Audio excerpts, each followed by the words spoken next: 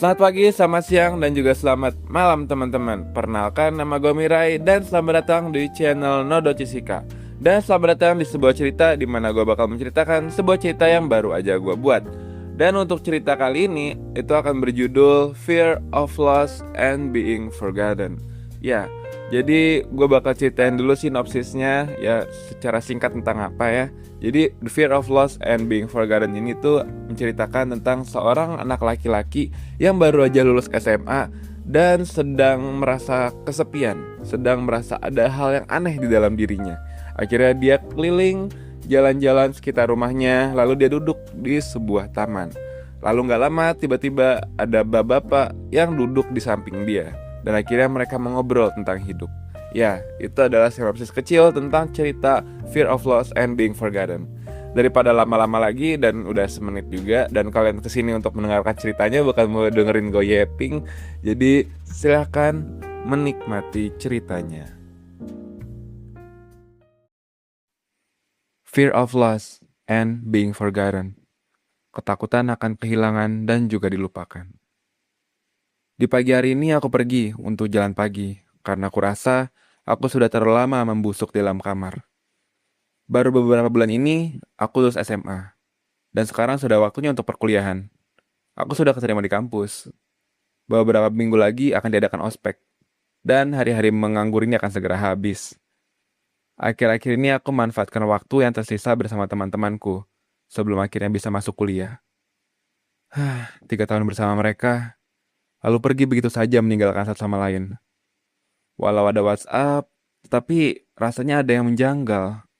Setiap hari melihat wajah mereka, berbincang dan mengejek satu sama lain, sudah menjadi kebiasaan kami setiap hari. Tiba-tiba kami berpisah begitu saja. Rasanya seperti tidak mau pergi dari situasi yang lalu. Apa aku saja yang tidak dewasa ya? Maksudku, ini sudah waktunya berpikir tentang masa depan. Bukan lagi waktunya bersenang-senang menikmati cahaya mentari masa muda. Berpikir begini membuat cahaya matahari yang tadinya terasa hangat dan terang, menjadi dingin dan suram. Langkah kakiku juga terasa berat setiap detikku berpikir seperti ini. Rasanya berat menopang perasaan yang tidak terjelaskan ini. Aku melihat kursi taman kosong di bawah pohon rindang. Duduk dulu aja kali ya di situ. Padahal niatnya ingin menyematkan tubuh setelah busuk di kamar. Tapi tubuh ini malah terasa kaku sekarang. Aku dudukkan tubuhku di kursi taman. Angin kencang menerpa. Angin itu meniup daun pepohonan yang tertancap di ranting pohon, maupun yang sudah jatuh dari pohon. Suasana ini harusnya menenangkan, tapi aku merasa kosong. Bukan kosong sih, tapi aku sungguh tidak bisa menjelaskan perasaan ini. Kemarin-kemarin aku bermain bersama teman-temanku. Rasanya biasa saja, seperti saat kami bersekolah dulu. Tapi setelah pulang ke rumah rasanya ada yang menjanggal. Ada yang aneh, tapi aku tidak bisa menjelaskannya. Boleh saya duduk di samping, nak? Ucapan itu menghancurkan lamunanku yang sedang menatap ke arah daun yang terbang terbawa angin. Kepalaku menoleh. Dia laki-laki berumur sekitar 30 sampai 40 tahun, menggunakan setelan seperti punk, tapi cukup rapi, jadi sepertinya itu selera fashionnya saja. Badannya besar, sepertinya dia suka berolahraga. Rambutnya lumayan rapi sih, dan wajahnya terlihat terawat. Tidak ada jerawat, kumis, maupun jenggot. Ah, iya pak, silakan. Aku menggeserkan badanku ke samping. Dia pun duduk di sampingku. Sebentar lagi, aku akan segera pergi. Aku ingin duduk sendiri, tapi tiba-tiba ada dia. Sebenarnya tidak mengganggu sih, tapi lumayan mengganggu. Kelas berapa, Dek? Sialan orang tua ini. Kalau diajak ngobrol begini aku jadi tidak bisa pergi kemana-mana. Semoga dia hanya basa-basi lalu mengerjakan apa yang dia ingin lakukan di sini. Setelah obrolan menjadi canggung, aku akan segera pergi meninggalkan orang ini. Baru lulus SMA, Pak. Udah mau masuk kuliah. Oh, baru masuk kuliah ya. Kuliah apa deh? Fakultas Perfilman, Pak, diisi. Wah, berhasil. Apa? Iya, Pak. Berhasil masuk perfilman. Memang suka perfilman kamu? Suka seni ya? Iya, Pak. Saya suka perfilman. Saya dulu saat di SMA juga suka seni. apalagi perfilman. Saya sangat suka menonton film maupun series. Terus cita-cita saya juga pengen bikin film tapi nggak kesampaian. Jadinya masuk ke dokteran deh. Dari penampilannya cukup berseni sih. Tapi dokter apa yang outfitnya pang? Aneh juga selera dokter ini. Agak jauh ya Pak lintas jurusannya. Nggak didukung sama orang tua saya dulu. Makanya masuk ke dokteran. Bapak memangnya bilang kayak gimana ke orang tua dulu? Kok malah jadi tertarik ya dengan cerita dia? Ya sudahlah. Aku juga tidak ada kegiatan sedikit pun. Teman-teman sudah pada merantau semua. Jadi habiskan pagi sama bapak-bapak asing dengan outfit yang trik ini aja deh. Saya dulu tidak jujur. Saya ngerasa aja mereka tidak akan mendukung jurusan seni. Karena keluarga besar saya profesinya kalau nggak kedokteran ya ABRI. Jadi aneh kan kalau tiba-tiba ada anak masuk jurusan seni. Apalagi nanti kalau gagal. Hanya bisa buat film yang nggak laku. Mau ditaruh di mana wajah ibu dan bapak? Pasti bilangnya gitu nanti. Aku menaikkan senyum sebelah yang tipis, sembari memandangi kosongan sembari memikirkan bahwa bapak-bapak ini sepertinya orang yang tidak enakan. Jadi, bapak tidak bilang apa-apa tentang mimpi bapak ke orang tua dulu. Iya, saya ikut apa yang diharapkan saja biar nggak mengecewakan keluarga besar. Kamu didukung sama orang tua? Dukung, Pak. Baguslah kalau gitu. Keheningan merasuki obrolan kami yang terhenti karena topik yang sudah selesai. Nah, ini saatnya aku pergi dari sini. Selagi obrolan terhenti dan mulai canggung.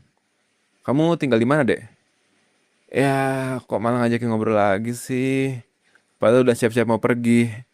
Ya sudahlah, di seberang, Pak. Di dekat sini. Oh, dekat ya? Lagi jalan pagi aja di sini. Iya, Pak. Refreshing. Karena di rumah terus nungguin kuliah, bikin bosen. Kamu nggak main sama teman-teman kamu? Mumpung masih nungguin masuk kuliah. Padahal 2 bulan sebelum perkuliahan dimulai itu waktu terbaik di masa muda. Udah pada merantau semua, Pak. Semuanya. Enggak juga sih, Pak. Masih ada beberapa yang menetap di kota ini. Ada juga yang gap year. Huh. Aku menghela nafas panjang. Aku beralih dari duduk bersender menjadi agak membungkuk. Dua tanganku memegangi kepala dan wajahku. Aku menatap ke arah sinar matahari yang menyengat wilayah di depanku. Cukup beruntung sih aku duduk di bawah pohon. Kalau tidak, panas matahari ini akan membakar kulitku dalam waktu singkat. Kenapa, Dek? Kamu ragu dengan pilihan jurusan perfilman? Apa? Oh, enggak, Pak. Saya memang suka seni dari awal, Pak. Bagus lah. Terus tadi kenapa kamu menghela nafas panjang seperti tadi? Lagi ada masalah ya? Ini orang tua kepo banget sih. Apa urusannya dengan masalah hidupku? Tapi ya sudahlah. Tidak ada ruginya jika aku bercerita. Cerita ini tidak akan berpengaruh apa-apa juga dengan hidupku. Enggak juga, Pak. Cuman lagi ada perasaan yang ganjil aja. Jatuh cinta ya? Udah nyatain aja ke orangnya. Jangan dipendem. Apalagi kalau kamu nanti pindah kota. Nyesel nanti kalau nggak diungkapin. Apa? Enggak, Pak, enggak. Saya nggak lagi tuh cinta, bukan masalah itu, Pak. Beda lagi. Orang tua yang satu ini agak rese ya. Jangan-jangan dia juga sedang kesepian ya. Makanya mengajakku ngobrol di sini. Seharusnya Dover jam segini udah di rumah sakit kan? Jangan-jangan dia bolos kerja. Atau jangan-jangan dia bohong kalau dia dokter. Mencurigakan. Bapak tidak ke rumah sakit. Lagi nggak praktek. Seharian kosong. Karena nggak tahu mau ngapain jadi jalan-jalan aja keliling rumah. Oh. Keheningan lagi-lagi menelan obrolan kami berdua. Kecanggungan ini adalah kesempatanku untuk lari pergi dari sini. Oke, saatnya pergi. Pak, kamu sedang kesepian ya? Apa? Seorang mahasiswa baru yang sedang berada di waktu sebelum menuju perkuliahan, duduk di sebuah kursi yang kosong sembari menatap ke perumahan di depannya, tapi aslinya sedang melamun ke arah kosongan. Kamu sedang kesepian. Ada satu pikiran yang mengganggu sampai kamu pergi keluar untuk jalan-jalan. Berusaha untuk menghilangkan pikiran itu, atau setidaknya mendapatkan kejelasan dari pikiran itu. Mataku melotot ke arahnya. Jawabannya persis dengan apa yang sedang aku alami selama 2 bulan ini. Kok Dia bisa tahu yang apa aku rasakan. Siapa bapak-bapak ini sebenarnya? Apa yang sedang kamu pikirkan? Kok bapak bisa tahu? Ini pertama kalinya kita ketemu kan? Saya dokter. Jangan kaget kalau saya tahu apa yang terjadi kepada orang-orang yang sedang gelisah. Tapi bukannya itu tugas psikolog ya? Ya, ya itu nggak penting lah pokoknya. Yang penting adalah sekarang kamu nggak apa-apa. Aneh. Tapi ya sudahlah. Aku kembali menatap ke arah kehampaan sembari menghela nafas panjang. Tidak juga, Pak. Aku benar-benar dipenuhi kebingungan akhir-akhir ini. Apa yang terjadi? Apakah aku harus benar-benar cerita ya? Ya sudahlah, dia juga dokter. Mungkin aku akan terbantu dengan obrolan di bawah pohon yang rindang ini. Aku pun nggak bisa menjelaskan apa yang sedang aku pikirkan atau yang kurasakan. Tapi rasanya aneh.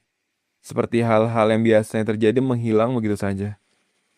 Kamu mulai memikirkan hal ini saat sedang apa? Saat sedang apa ya? Sepertinya saat aku mengantar temanku pulang ke rumahnya. Itu teman SMA-mu. Iya, Pak. Kalian biasa untuk pulang bersama? Tidak juga sih, Pak. Tetapi setiap kami bermain bersama, biasanya kami pulang bersama juga. Lalu berbincang-bincang, obrolnya nggak tahu arahnya kemana di motor. Tapi menyenangkan. Kalian kedengarannya sangat dekat ya. Rasanya kayak lagi ngobrol sama psikolog ya. Apa dia sebenarnya psikolog yang menyamar? Lalu aku dijadikan subjek penelitiannya? Atau objek penelitian? Entahlah aku tidak mengerti tentang kesehatan. Kami cukup dekat, Pak. Mungkin sangat dekat. Sudah hampir 3 tahun kami berteman. Aku mengetahui banyak hal tentangnya. Waktu itu apa saja yang terjadi saat mengantar dia pulang? Seperti biasa aja sih, Pak. Seperti sebelum-sebelumnya aku mengantar dia pulang. Kami mengobrol di motor, saling bertukar cerita, lalu saling tukar pamit sebelum dia pergi ke dalam rumahnya. Dan aku pergi menjauh dari rumahnya dengan motor menuju ke rumahku. Nggak ada konflik ataupun hal yang spesial. Apakah perasaan itu terasa sepanjang perjalanan atau saat tukar pamit saja? Sepertinya aku betulan sedang didiagnosa oleh bapak ini. Seperti sedang konsul ke psikolog. Di keduanya, Pak. Tapi lebih kuat saat saling berpamitan. Kamu pernah mengalami hal ini juga sebelumnya? Hmm, aku memalingkan wajahku, kembali menatap ke arah keheningan, sambil berpikir, apakah aku pernah mengalami ini sebelumnya? Sebenarnya perasaan ini terasa familiar, tapi juga terasa baru, seperti luka lama yang sudah sembuh dan tidak berbekas. Tetapi tiba-tiba luka kembali di tempat yang sama. Tapi apa ya perasaan ini? Atau setidaknya perasaan yang terasa mirip, mungkin tidak persis 100%, tapi terasa sama, terasa familiar. Keheningan lagi-lagi melahap sesi obrolan kami. Tapi kali ini rasanya aku tidak ingin pergi. Aku jadi semakin penasaran akan apa yang aku rasakan hari itu. Karena perasaan itu seperti menjalar ke seluruh tubuhku dan semakin tumbuh tiap harinya. Kalau tidak salah aku pernah merasakan hal yang sama. Tidak persis sih, tapi mirip. Kalau perasaan yang terasa mirip tapi tidak persis sama, aku pernah merasakannya 2 kali. Untuk perasaan yang cukup mengganggu walau ujung-ujungnya menghilang. Ceritakanlah 2 cerita itu yang membuat perasaanmu terasa menggumpal. Trauma itu akan tumbuh perlahan. Dia akan terasa menghilang, tapi sebenarnya dia tumbuh lebih dalam ketika tidak diobati. Sama seperti gigi. Ketika terinfeksi, dia akan terasa sangat sakit, tapi akan menghilang tanpa diobati. Lalu akan sakit lagi ketika infeksinya mulai muncul lagi. Lalu tidak akan terasa sakit lagi. Tapi itu artinya giginya sudah mati, sudah membusuk. Ceritakanlah, nak. Saya akan mendengarkanmu di sini tanpa mengkritik keputusanmu. Apapun yang kamu pilih. Mungkin kamu akan lebih lega jika menceritakannya. Tapi jika tidak mau, tidak usah. Tidak usah dipaksakan.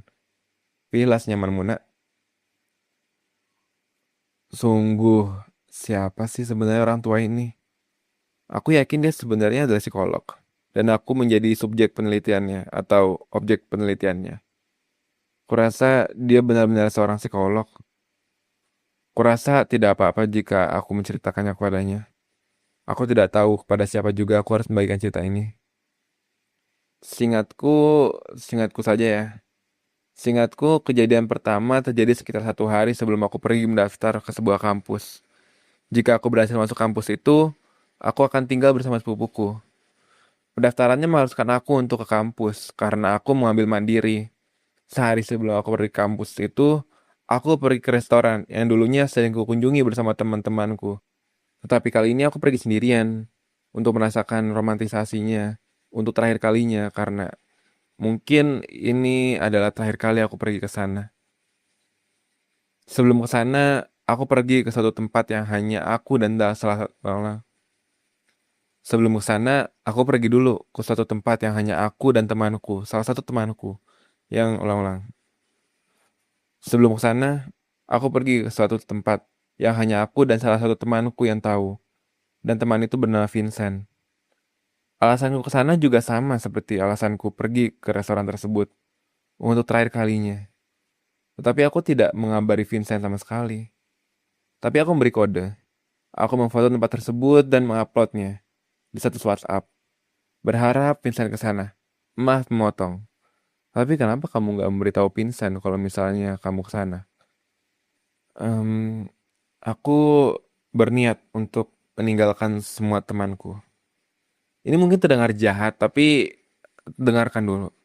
Aku ingin memulai segalanya lagi. Aku juga merasa terkadang aku menjadi parasit di antara teman-temanku karena aku biasanya mengacaukan segalanya dengan sifat burukku. Seperti, ini mungkin terdengar sepele, tapi waktu itu ada kalanya kami ingin nonton film di bioskop, dan aku menyarankan untuk membeli tiketnya online, karena takut kehabisan. Lalu temanku bertanya, kenapa harus membeli tiket online? Kenapa nggak offline aja nanti? Entah kenapa, aku merasa itu pertanyaan yang sangat bodoh. Tetapi bukannya menjawab pertanyaannya, aku malah mempertanyakan intelijensi yang dia miliki sampai-sampai tidak memahami kalimat yang aku tulis. Ya, itu sifat burukku. Aku terlalu jumawa dan angkuh. Merasa aku di atas segalanya padahal tidak. Aku malah menyerang sifat pribadinya bukan menjawab pertanyaannya. Lalu, apa yang terjadi setelah kamu mengupload foto tersebut? Apakah Vincent melihat foto tersebut? Iya, dia melihatnya dan tak lama kemudian dia menghampiriku. Di sana kami berbincang banyak, tapi aku berbohong kepadanya. Aku banyak berbohong padanya. Seperti salah satunya yang aku berkata aku akan pergi les padahal aku ingin pergi suatu tempat lain. Itu salah satu kebohongan kecilnya, tapi banyak sekali kebohongan banyak yang tidak aku ceritakan. Lalu sebelum aku pergi, dia membawakan kuki buatannya. Jujur, kuki itu enak sekali. Aku masih bisa membayangkan rasanya di lidahku. Lalu setelah makannya, aku bergegas pergi. Aku berpamitan dengannya, melihat matanya, dan merasakan perasaan yang sama dengan yang aku katakan tadi. Aku pun ternyata gagal di tes mandiri itu. Diriku kembali ke kota ini dan berniat untuk bertemu dengannya. Tetapi semuanya sudah terlambat. Dia sudah merantau ke kota Surabaya. Kalian berdua sering bertukar pamit? Iya, sering sih. Kami teman dekat juga kan. Lalu untuk kejadian yang kedua, dia sepertinya hanya tertarik pada cerita aku. Bukan apa yang aku rasakan. Apa jangan-jangan orang tua ini adalah orang tua yang sedang bosan aja dan ingin mendengarkan cerita orang-orang di jalanan. Mungkin aku terlalu banyak curiga. Sudahlah. Untuk yang kedua, itu sudah cukup lama. Sudah hampir 3 tahun yang lalu. Saat aku masih SMP. Saat itu, aku memiliki teman yang sangat dekat bernama Elda. Kami mengobrol terus setiap hari, bahkan setiap malam. Tapi jika malam hanya di chat WhatsApp. Dia salah satu teman perempuanku yang dekat, sangat dekat denganku. Tapi lebih mengenal aku lebih dari teman-teman perempuanku yang lain. Itu pacarmu? Tidak, bukan. Aku sedang patah hati saat itu. Dan tidak melihatnya sebagai seorang pasangan juga. Begitupun dia. Kami hanya sebuah teman yang sesama bagi cerita. Elda ini sangat mirip dengan temanku yang kuceritakan di awal. Setelah lulusan SMP, aku dan Elda masih sering bertukar pesan satu sama lain.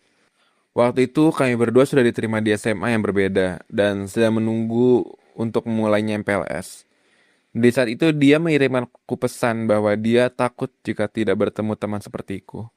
Karena sungguh waktu itu hanya kami berdua yang mengerti satu sama lain dan saling mendengarkan jika saling bercerita. Aku juga mengeluhkan hal yang sama pada dia. Aku takut karena jika tidak ada dia, bagaimana cara aku mengobrol dengan yang lain? Lalu singkat cerita, kami masih saling mengirim pesan tapi mulai jarang. Dan di akhir kelas 10 semester 1, aku mengirimkan pesan padanya. Dan responnya membuatku merasakan perasaan yang sama seperti yang kurasakan dengan Vincent dan teman yang aku ceritakan di awal. Oh iya, namanya Rana. Maaf aku lupa menyebutkannya. Aku merasa bahwa pesan itu akan menjadi pesan terakhir kami. Dan dan dan benar. Kami tidak pernah saling mengirim pesan lagi atau bahkan bertemu untuk reuni. Terakhir kali ya? Iya, untuk terakhir kalinya. Mataku melotot menatapnya, menyadari satu hal. Ternyata itu alasannya. Itu yang selama ini kurasakan. Di SMP, dia menjadi penghubungku bertemu dengan teman-temanku yang lain. Aku dikenalkan.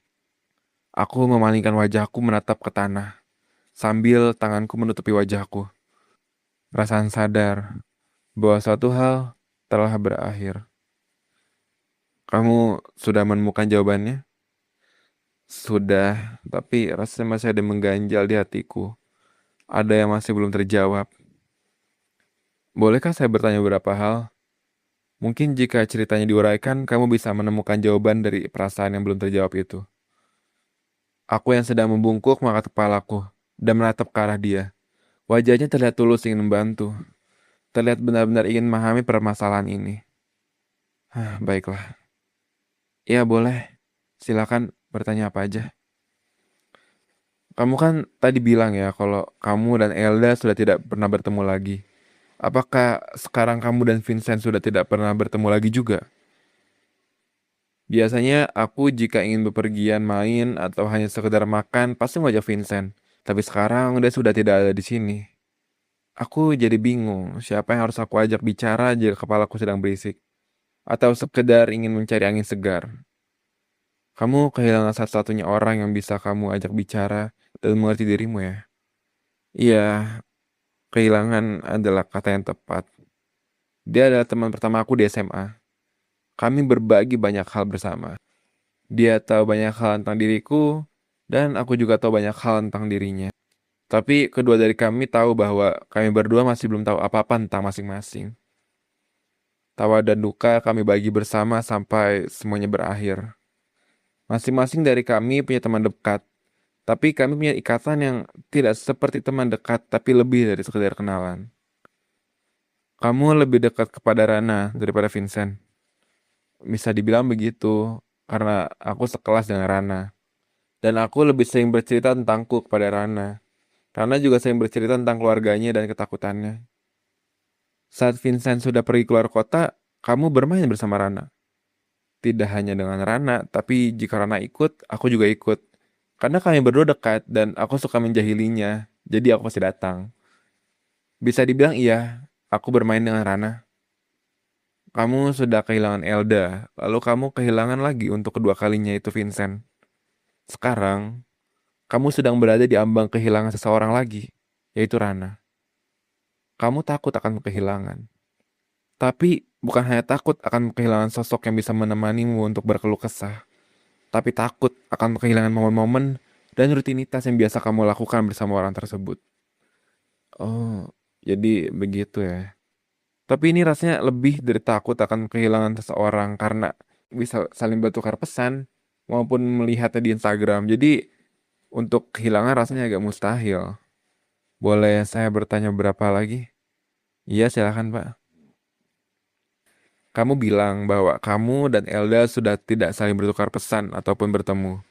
Tapi apa kamu pernah tidaknya mengirimkan dia pesan di sela-sela itu atau dia mengirimkan kamu pesan tapi tidak dibalas?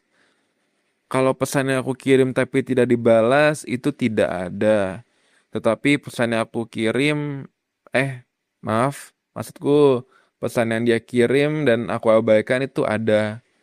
Itu ketika dia mengirimkan ajakan untuk buka bersama saat bulan puasa. Saat itu aku sibuk dengan teman-teman SMA aku yang baru, jadi aku melupakan teman-teman SMP ku. Ada rasa menyesal sedikit, tapi tidak larut. Tapi aku merasa aneh ketika dia mengupload foto dia dengan teman-temannya. Seperti ada rasa iri, tapi juga tidak larut karena aku juga sudah memiliki teman SMA yang lebih dekat denganku. Semakin banyak foto dan video yang dia upload, aku semakin merasa jauh darinya, atau bahkan semakin tidak mengenal dirinya. Dia sudah bukan Elda yang ku kenal dulu. Kamu melupakan dan dilupakan ya oleh Elda. Ya, bisa dibilang begitu. Tapi aku tidak begitu mempermasalahkannya. Karena aku memiliki teman-teman SMA yang lebih dekat dan lebih mengerti diriku. Dan sekarang kamu sudah tidak SMA lagi. Kamu sudah menginjak perkuliahan. Suasananya sama seperti kamu naik SMA saat kamu SMP. Kamu begitu mencintai teman-teman SMA-mu ya, terutama Rana dan Vincent. Dipikir-pikir, ya suasana pergantian masa dalam fase hidup ini sama seperti dulu. Dan iya, aku mencintai mereka semua. Tak hanya Rana maupun Vincent, tapi semuanya. Kami sudah saling berbagi keluh kesah bersama, melakukan banyak hal bersama, menangis di depan satu sama lain, dan lain-lain. Ada banyak hal yang membuatku sangat terikat dengan mereka. Seperti saat aku bermain di rumah Rana. Rumah dia berada di kaki gunung, dan saat itu sedang sore hari. Kami berenam berdiri di balkon rumahnya yang cukup luas, tanpa atap, sambil memandangi gunung bersama. Cuacanya tidak panas, melainkan sangat sejuk. Tidak mendung, ya seperti sebuah sore sajalah. Angin berhembus membuat rambut salah satu dari temanku, Amigdala namanya, berkibar layaknya bendera. Kami menikmati sejuknya senja kala itu. Memorinya sangat melekat di benakku. Aku bahkan masih bisa merasakan emosiku yang kurasakan hari itu, sembari membicarakan ini. Rasa tenang dan angin yang menghembus mengusap rambutku di hari itu, ah, aku masih bisa merasakannya. Deskripsimu itu sangat bagus. Saya seperti sedang merasakannya juga. Dari deskripsimu yang mendetail, berarti kamu sangat mencintai mereka ya. Dan tidak berniat untuk melupakan satupun detail tentang mereka. Tapi sekarang seakan semuanya berakhir ya. Seperti tadi, dia mendeskripsikan perasaanku dengan baik. Benar, seakan semuanya berakhir. Iya benar, seakan semuanya berakhir begitu saja. Setelah 3 tahun, seakan semuanya selesai. Tidak seperti saat kamu SMP. Kamu benar-benar menikmati SMA dan takut akan kehilangan mereka. Kamu kehilangan teman SMP, tapi kamu tidak begitu mempermasalahkannya. Dan sekarang, hal yang sama akan terjadi kepada teman-temanmu di SMA. Sekarang kamu sudah melupakan teman-teman SMP-mu, dan mereka juga sudah melupakanmu. Dan sekarang, kejadian yang sama akan terjadi kepada teman-teman SMA-mu. Tapi kali ini kamu tidak siap dengan rasa kehilangan itu, karena kamu sudah menganggap teman-teman SMA-mu sebagai keluargamu. Kamu takut kejadian SMP yang menimpa pertemananmu di SMA. Kamu takut dilupakan. Kamu juga takut akan melupakan mereka, seperti kamu melupakan teman SMP-mu. Kamu tahu cepat atau lambat pasti akan melupakan mereka. Dan kamu takut saat itu terjadi. Kamu tidak mau melepas dari pertemanan ini kan? Kamu takut ya, Rana akan seperti Elda. Kamu takut kamu melupakan dia dan dia melupakan kamu kan? Bapak ini sebenarnya psikolog yang sedang meneliti saya ya. Aku semakin curiga dia psikolog. Deskripsi dia tentang yang aku alami terlalu akurat. Soalnya dia mengalami semua itu. Bukan. Saya hanya dokter dengan jam terbang yang sudah sangat lama. Saya sudah bertemu dengan banyak orang dan banyak pasien dengan cerita dan emosi yang berbeda-beda. Kebetulan saja saya mengerti yang apa kamu rasakan. Aku menyandarkan punggungku ke bangku, lalu menarik nafas yang panjang, sembari melihat ke arah atas, di mana daun yang bertengger di ranting-ranting berayun ke kanan dan ke kiri. Cahaya matahari perlahan menembus dedaunan, menggenangi wajahku yang sedang meratapi apa yang harus aku lakukan setelah mengetahui perasaan ini. Bagaimana aku bisa menghilangkannya? Aku harus apa untuk menghilangkan perasaan ini? Kenapa kamu mau menghilangkan perasaan itu? Aku tersiksa dibuatnya. Terasa kosong tetapi menyesakan di dada. Rutinitas yang seharusnya dijalani bersama mereka menghilang. Tapi kali ini berbeda karena ini bukan liburan semester, tapi kali ini akan menghilang sepenuhnya, selamanya. Perasaan yang kamu rasakan itu adalah bukti bahwa kamu peduli dengan mereka, bahwa kamu masih ingin hidup dan berkomunikasi dengan mereka semua. Cobalah untuk tidak meninggalkan apalagi sampai melupakan mereka.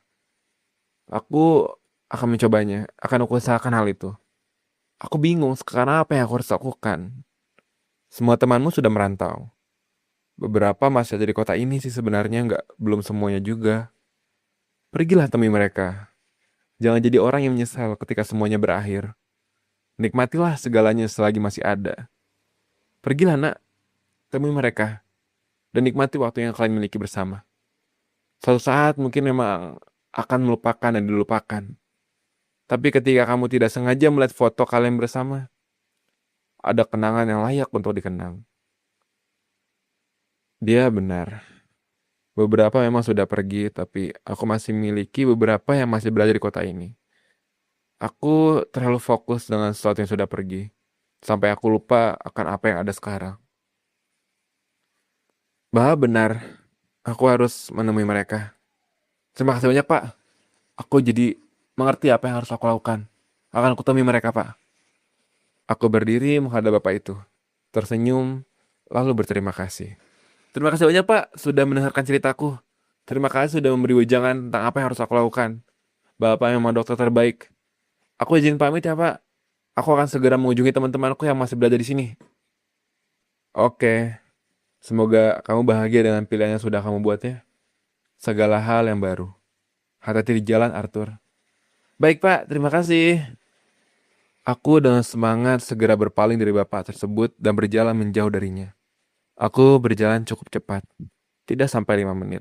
Aku sudah sampai di rumah. Aku segera bersiap-siap untuk mengunjungi temanku. Aku mengganti baju dan mengambil kunci motor lalu berjalan. Sebentar. Kalau tidak salah tadi bapak manggil namaku kan? Bagaimana dia bisa tahu namaku ya? Seingatku aku belum mengucapkan namaku sama sekali. Bagaimana dia bisa tahu? Arthur juga bukan nama yang umum kan?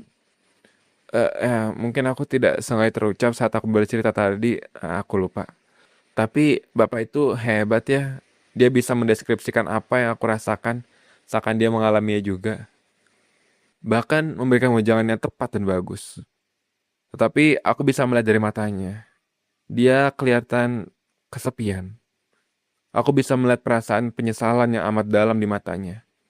Mungkin karena itu dia bisa mengerti apa yang aku rasakan dan bisa memberikan wejangan yang sebegitu bagusnya.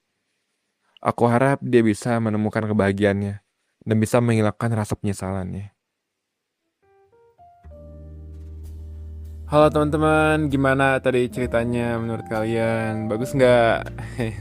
Ya menurut gue banyak banget sih, masih banyak banget kurangnya. Apalagi pas gue lagi ngedit videonya, tadi gue ngerasa banyak banget kata-kata yang nggak jelas kedengarannya apa. Terus habis itu kayaknya gue harus ngubah format penulisan gue deh. Ini sebenarnya kan format penulisan yang sebenarnya bagusnya buat dibaca ya, bukan buat didengerin. Kayak dalam bentuk audiobook itu kayaknya kurang banget. Kayaknya karena gue ngerasa pas gue lagi dengerin sendiri, gue nggak tahu siapa yang ngomong dan siapa yang ngomong, dan atau enggak kapan sih karakter lagi ngomong sama diri sendiri, atau enggak kapan sih karakter ngomong sama si karakter lain. Jadi ya menurut gue ini masih banyak banget kurangnya. Next bakal gue ubah teman-teman. Jadi menurut kalian yang nangkep ya, senangkep kalian aja. Menurut kalian cerita ini tentang apa? Tolong komen di bawah ya. Dan sesuai janji gue kan bilang di setiap video gue, di setiap video sebuah cerita, gue bakal nyeritain makna cerita sebelumnya di video selanjutnya. Nah, video sebelumnya kan berjudul tentang vitamin C ya. Nah, vitamin C ini tuh sebenarnya udah lumayan obvious judulnya apa, maknanya tuh apa. Jadi gue sebenarnya nggak terlalu harus ngejelasin karena tentang nostalgia dan juga gimana caranya lu nikmatin hidup yang lu miliki sekarang. Iya, gue tuh pengen nyampein pesan bahwa nikmatin hidup yang lu miliki sekarang, nikmatin momen bersama teman-teman lu yang punya sekarang. Jadi nggak apa-apa buat sekali-kali buat ngeliat ke belakang, nggak apa-apa sekali-kali buat bertemu sama orang-orang yang dulunya lu temui. Tapi Jangan sampai rasa nostalgia itu mengganggu kehidupan sosial yang lu miliki sekarang. Jangan sampai masa lalu lu mengganggu atau bahkan menghancurkan hubungan lu dengan orang-orang yang lu miliki sekarang. Jadi itu pesan yang ingin gue sampaikan di cerpen gue selanjutnya. Dan maksudnya di cerpen gue yang sebelumnya. Maaf salah ngomong teman-teman. Ya intinya gue pengen ngubah beberapa hal dari format penulisan gue. Banyak banget yang salah teman-teman, banyak banget yang harus gue benerin lagi. Next gue bakal lebih jelas lagi. Dan ngomong-ngomong, gue udah upload cerita ini ke Wattpad. Jadi buat kalian yang mau baca, mau langsung baca dalam format tulisan, kalian bisa langsung baca ke Wattpad yang udah gue cantumin linknya di deskripsi. Jadi kalian bisa langsung buka. Dan gue sebenarnya lebih nyaranin buat kalian ngebaca sambil dengerin audionya. Harusnya ini gue jelasin pas opening sih, cuman ya udahlah ya. Jadi kalau kalian ngebaca sambil dengerin audionya tuh kalian lebih kebayang gitu kapan si karakter utamanya ini, si Arthur ini ngomong dalam hati, dan kapan si Arthur ini ngomong sama si bapak itu. Jadi bisa lebih kebayang, karena kalau diceritain ternyata agak rumit kalau tanpa kata-kata kayak ucap si ini, terus kayak gumam si ini gitu. Itu lebih kurang jelas kalau misalnya nggak sambil dibaca. Next time bakal gue ubah format penulisannya. Jadi kayak gitu aja teman-teman. Nextnya gue masih belum tahu mau bikin cerpen apa. Gue masih belum bikin project. Tapi sebenarnya udah banyak banget ide cerpen, tapi belum gue kembangin. Tapi kayaknya next video itu bukan sebuah cerita, tapi nge-review suatu buku. Karena gue pengen nge-review The Odyssey yang gue tonton beberapa minggu yang lalu. Sama gue mau nge-review yang udah gue janjiin dulu banget tapi belum kesampaian, yaitu Goodbye Eri. Itu belum kesampaian anjir. Dan Goodbye Eri itu mirip-mirip sama yang ini dan yang sebelumnya ya. Cerpen ini sama cerpen sebelumnya itu tentang nostalgia. Jadi gue rasa cukup berkesinambungan antara Goodbye Eri dengan yang ini. Karena gue tuh punya pandangan yang menarik gitu tentang nostalgia. Jadi gue kayaknya pengen mau Goodbye Eri dulu sebelum The Odyssey. Tapi kita gak tahu ya nanti nextnya apa. Kayak kalau kalian sering nonton video gue, setiap ending ini kan gue itu selalu ngejelasin ya. Setiap closing tuh gue setiap ngejelasin apa project gue selanjutnya. Dan project selanjutnya ternyata beda banget sama apa yang gue omongin. Jadi ya udah teman-teman, kayaknya segitu aja buat closing kali ini. Buat kalian yang punya interpretasi menarik tentang cerpen kali ini, dan kalian mau cerita tentang nostalgia yang kalian alami dalam hidup kalian, boleh komen di bawah. Jadi itu aja teman-teman. Terima kasih udah mau dengerin cerita gue. Semoga kalian terhibur. See you in the next video. Bye.